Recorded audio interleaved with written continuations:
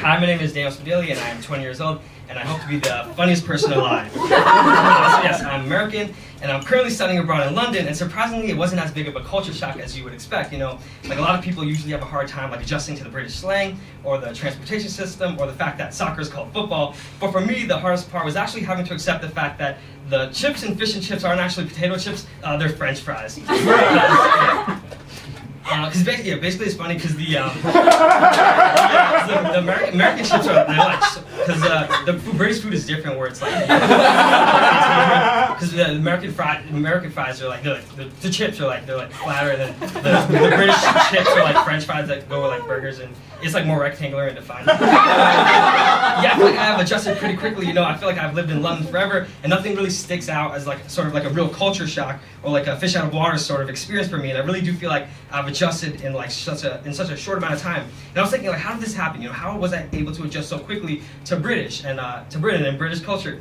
And I was like, oh, I spent my whole summer watching all 5 seasons of Downton Abbey, all 6 seasons of The Crown, and all 15 seasons of The Great British Bake Off. And then I was like, okay, I think I know how I adjusted so quickly. Yeah, the thing I noticed that's so different about Americans and British people is that British people tend to be very stern and serious. You know, like British people are like, oh, it's approximately 70 degrees today. Meanwhile, Americans wake up, they're on their second cup of coffee, scroll through all of Instagram, did their 3rd TikTok dance, and binge the entire show of Friends, all before starting their morning playing pickleball and listening to Taylor Swift. And British people wonder why Americans are so blissfully ignorant. Maybe because you guys have boring Sherlock Holmes. Meanwhile, we have actual good burgers, and our chips are actual potato chips and not French fries. And because I decided to kind of like redo like the chips.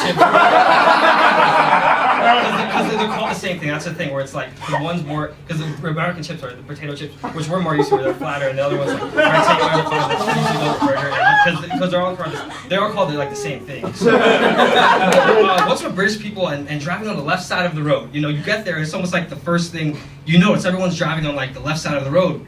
And but the thing is, everyone knows you're supposed to drive on the right side because it's in the name, the right side. Yeah, sorry, I'll lay off the British folk. I'm sorry. I actually can't drive because I'm too anxious and I was too scared to get my license. So, yeah. But the thing I noticed about British people is that they usually are more reserved, you know, and they don't really do small talk. You know, Americans, on the other hand, can chat and talk about kind of like the smallest things. Like they can see your shoes or t-shirt and they harp on it and make like a 50-minute conversation just off that little thing. And I do feel like one should like stick to themselves and not be so chatty. Sort of like the British, but all that goes out the window when I hear someone talking about Elon Musk or Donald Trump. I have to get in there and speak my mind. I'm sorry, I don't make the rules.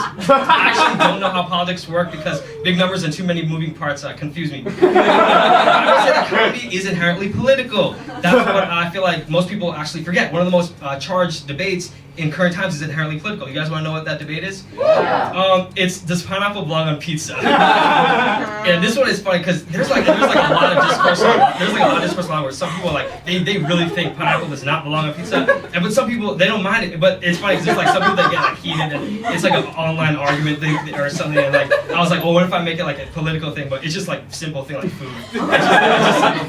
But yes, I have a sweet tooth. Sue me. I was walking down the street one day and I saw an ice cream truck, and you know I'm from New York, so it was sort of a cool, familiar sight to see. So I went up to the ice cream truck, and I saw that all the ice cream flavors were just tea.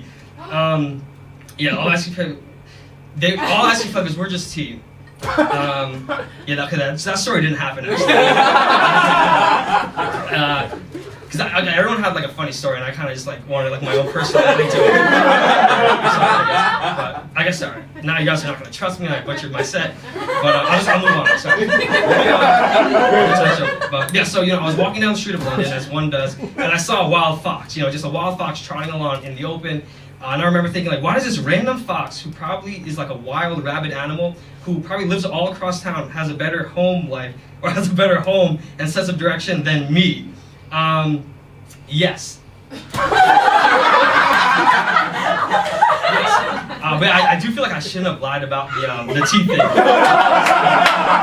I want you guys to think I'm funny. Like, everyone has their own personal funny story, and I don't have a funny story. Like, everyone has a funny story, and I don't have one. And I thought, like, oh, maybe, like, because if I'm funny, then you guys can laugh, and then you guys can think I'm funny. And, yeah, because I feel like, because like, sometimes I do feel like that fox though. Dude. Sometimes like late at night, if I'm all alone with my thoughts, sometimes I feel like I can feel kind of aimless and lost. And if there was like a machine that could make me the funniest person in the world, like I would want to use it, sort of. But like the more I assess the plausibility of that like machine existing, the more I realize that it's more likely that a machine that, the more I realize that it's more plausible that you would get potato chips with your fish and chips.